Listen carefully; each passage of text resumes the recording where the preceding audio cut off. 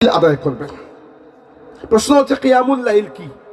এশার ফরজ নামাজের পর থেকে শুরু করে, মানে এশার নামাজের পর থেকে শুরু করে ফজরের ওয়াক্তের আগ পর্যন্ত যা নামাজ আপনি পড়বেন সবগুলোকে আমভাবে কিয়ামুল লাইল বলা হয়। বুঝতে পেরেছেন? এই কিয়ামুল লাইলের এক অংশ তারাবি, এক অংশ তাহাজ্জুদ, এক অংশ আরো কিছু আপনি যদি সালাতুত তাসবিহ পড়েন, এই সবকে আমভাবে কি বলা হয়? কিয়ামুল লাইল বা রাতের নামাজ। এবং রমজান মাসে রাতের নামাজ এত গুরুত্বপূর্ণ। রাসূলুল্লাহ সাল্লাল্লাহু আলাইহি ওয়াসাল্লাম বলেছেন, মান কামা রমাদানা, আরেকটা হাদিসে এসেছে, মান কামা লাইলাতুল কদরি ঈমানান ওয়া ইহতিসাবান গুফিরা লাহু মা তাকাদ্দামা মিন যামবি।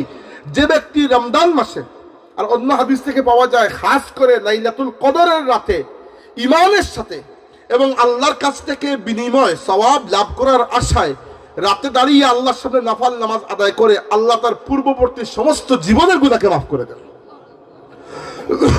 এজন্য সারা রাত নফল ইবাদত করা এটা আমাদের পূর্বসূরীদের সুন্নত ছিল। হ্যাঁ, আমাদের জন্য সারা রাত নফল ইবাদত করা সম্ভব হয় না, এজন্য যেন আমরা অন্ততপক্ষে তারাবিটাকে খুব গুরুত্ব দিয়ে পড়ি।